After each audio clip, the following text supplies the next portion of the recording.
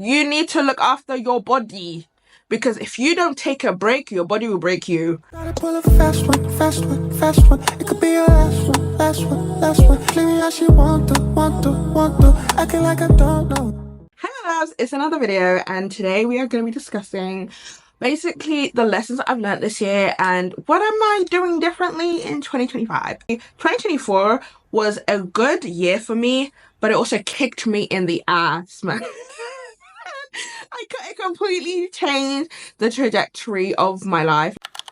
This year, one of the biggest thing I learned is definitely have your own thing going on. In my last video, I did a quick life recap. So we all know I got let go at the beginning of the year and I was made redundant. And it was quite crazy for me, to be honest, because I genuinely thought I was in a good space considering the fact I recently just passed my probation. So I was like, yeah, I'm comfortable. I was on a one-man marketing team, but I was doing the job. Everything I needed to do was getting done. So from my point of view, I was settled in a job that I'm gonna be for at least 2 years. And suddenly March hit and I've been made redundant. So I was just like, wow.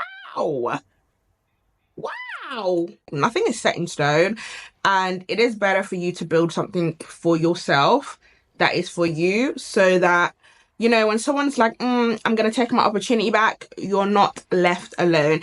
And one thing I was so grateful for this year was I already was freelancing. I started social media when I was 19 in university, and I've been keeping it part-time this whole time. That's literally what I've been doing.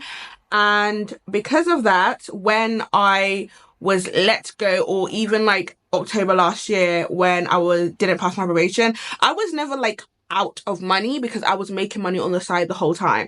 Because when you have a 9 to 5, and I want to preface this by saying I am not anti 9 to 5. Like personally, I like a 9 to 5. Okay, I like knowing Monday to Friday 9 to 5, that is when I'm working and that is it. And as soon as 5 o'clock hits, I'm home. Con to that is your career is dependent on someone else and you are building someone else's business. So whenever they said, I don't want you anymore, you're out. Because when I got made redundant in March, if I already didn't have my freelancing thing going on, I would have been out of pocket so quickly, especially because around March, I made a big purchase, obviously, because I had a job. So I was thinking in the next few months, I'm gonna finish paying off that purchase. So when I was suddenly made redundant, I was like, damn, crazy. But imagine if I already didn't have my freelancing stuff going on for me. Another thing that I learned this year is I need to learn when to stop working. I went through burnout multiple times this year, and as I'm recovering, I'm not really giving myself to rest and I'm down again.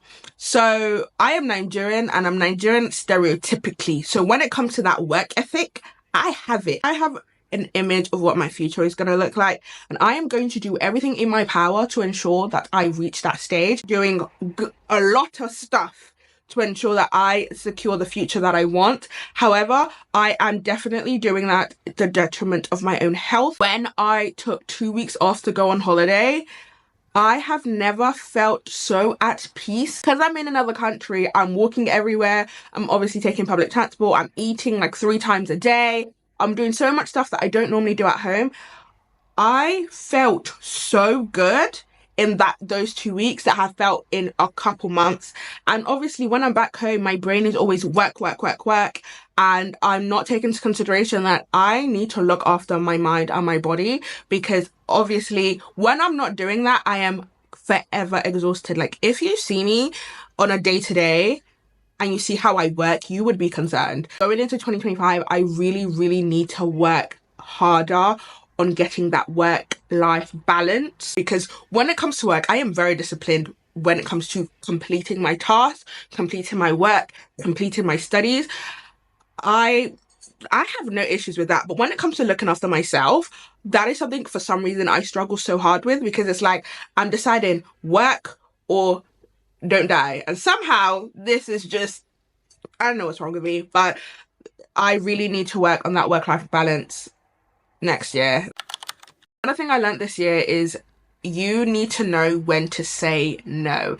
And this is with any area of your life. Like, I have been someone who is very comfortable telling people no. However, it's always been a thing where like, kinda, especially when it comes to like family relationships. I feel like I can tell anyone no, but it has been harder to tell family members sometimes that even though they do need your help, you do not have that capacity to assist them at this time.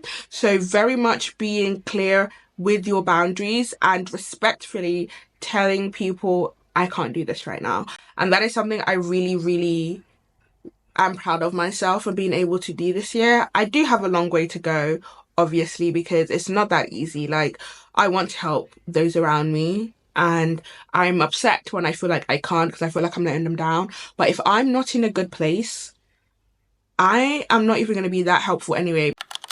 Something I need to do, and I'm pretty sure a lot of people else need to do, to stop putting pressure on yourself and comparing yourself to other people, because we are all confused out here. With the economy, with the environment, with the way everything is going, it's a mess. Definitely giving yourself the grace that you need and giving yourself a chance to fall and get back up, because all this perfectionism and stuff is holding you back. And you need to stop comparing yourself to people, because you have no idea what people are going through. Like, I have a friend, he'll just like call me from time to time, be like, oh my God, Priscilla, I wish I had your work ethic. Like, I wish I could be more like you, da da da. And I'm looking at her like, no, you don't.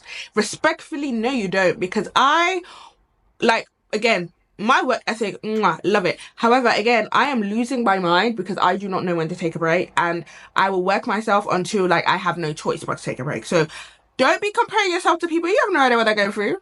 Comparison is not your friend. You don't need to compare yourself to people. You are you, and you need to figure out what you're doing and sort yourself out and figure out a plan for yourself so that you can reach the goals that you set for yourself.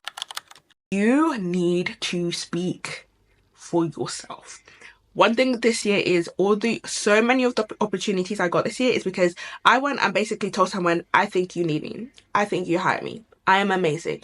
You should give this opportunity to me. Me and LinkedIn are like besties right now. Like, I'll go on LinkedIn and connect someone. After a while, I'll be like, hey, I feel like we should work together. And a lot of the times I've been able to get so many opportunities this way. Talk about yourself. If you want opportunities, especially if you are working for yourself, but even in the corporate world, you talk about your achievements, talk about what you can do, talk about what you can offer, because no one is going to talk about you. Let's be for real, no one cares. So if you're not talking about you, why would you expect someone else to? So get up your ass and start telling people how amazing you are. I'm an extroverted babe, so like this is a lot more easier to me than other people, but I'm telling you right now, if you want to get these opportunities, you need to put yourself out there. And that is something that this year, I've always been saying this like my whole life, because that's what my parents been telling me, but I saw it this year because the way I was talking about myself everywhere I'll go, like I'll be in a coffee shop, I'm gonna bump into someone, we're talking, I'll be like, yeah, I do this and this and this, I do that. I'm amazing at this and this. And coffee shops with strangers is landing me jobs. I'm letting you know right now. If you want opportunities, you need to put yourself in front of people. You need to talk about yourself. You need to let people know who you are. Because if you don't expect other people to. Going into 2025, I feel like my goals really for the next year is be there, show up, talk loud, very much so. Like the stuff I did this year, I'm trying to take it 110%. However, I also really, really, really want to focus on being present with the now, in a sense of letting myself relax, letting myself enjoy things, letting myself take a break when I need, and also tell myself sometimes do nothing, sometimes sit down, sometimes just relax, man. It's not everyday work. I'm really talking to myself, but I know there's some of you out here that need to hear it too. So and my talking has finished. I did a lot of chitty and a chat out, so that is the end of this video. I am very curious to know what type of content you want from me. I am trying to be very much more present on this app. I love YouTube. It's one of the platforms I grew up on, and honestly it is a beautiful platform, and I really want to put more effort on this platform. But I'm kind of here and here of what I want to do. I do love talking. I feel like I'm a chatterbox in heart, yeah. So I definitely want to do more talking videos like this, but I want to know what you guys want me to talk about. So anyways, always send me a DM on Instagram, comment below, like, subscribe, all of this. Share with me what you want to see. That is the end of this specific video. I'll be back soon, so don't miss me too much. In all sense, love yous, and I'll see you next week. I know what she's onto. Play me how she want to.